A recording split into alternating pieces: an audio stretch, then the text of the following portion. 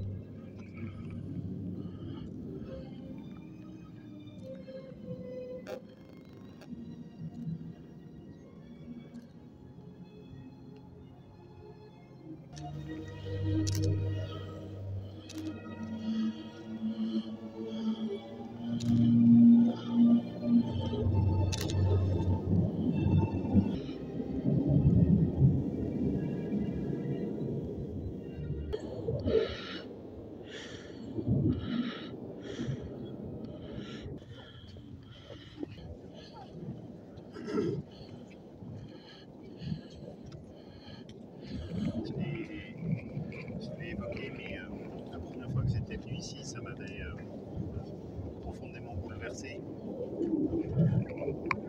Et c'est un lieu qui charrie à la fois tellement de souffrance, mais aussi un tel appel à l'espoir, et au fond une invitation à ce que ce soit un sursaut. Quand on est là comme ça, écrasé avec ce mausolée qui incarne aussi toutes ces provinces de l'Empire ottoman, qui a cette petite flamme qui résiste au milieu, on ne peut pas rester indifférent, quel que soit son lien avec cette histoire du génocide. Et je trouve très fort que vous ayez cette générosité de transformer ce qui est l'histoire de la souffrance du peuple arménien en une histoire universelle. Et la première fois que des Arméniens m'ont expliqué le génocide, c'est sans doute la chose qui m'a le plus marqué. C'est cette volonté de dire c'est notre souffrance, mais on a cet effort d'en faire quelque chose d'universel et qui soit une leçon pour l'humanité. Après, je voulais juste partager simplement avec vous les trois émotions qui m'ont submergé. La première d'abord, c'est l'évidence, c'est la même barbarie, c'est le même fil, c'est la même continuité. Et je pense qu'il est très important qu'on en ait tous conscients. C'est la même qui est ici au moment du génocide, c'est la même qui est à Bakou, c'est la même qui est à Artsakh, c'est la même barbarie. Et la barbarie, elle n'a pas de pays, elle n'a pas d'histoire, elle n'a pas de moment, c'est juste la même barbarie. Ձեզ հետ ուզում էի երեք շատ կարևոր միտք կիսել, երեք հույզ։ Առաջինն այն է, որ եւ բոլորս խորապես գիտակցում ենք դա նույն բարբարոսությունն է շարունակվում, նույն բարբարոսությունն է, որ տեղի ունեցել ցեղասպանության ժամանակ, նույն բարբարոսությունն է տեղի ունենում Բաքվում, նույն բարբարոսությունը, նույն գիծը շարունակվում է Արցախում։ La deuxième chose, c'est ce sentiment si profond d'injustice. Lévinas parle de ça et il dit c'est pas possible que l'injustice se concentre comme ça sur le même peuple, sur les mêmes destins, qu'à nouveau elle soit à l'œuvre de la même manière.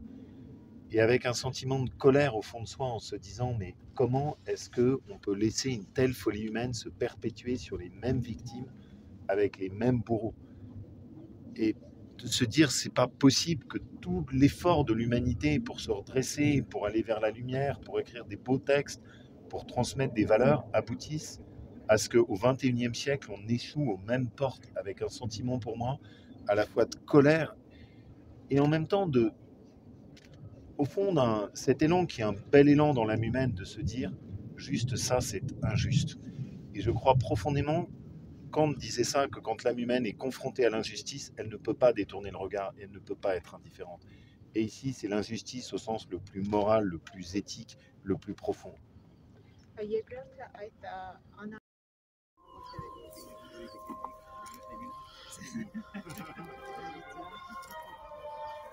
Il n'y a aucune région en France qui est aussi le mot le plus approprié. Il y a des choses qui poussent.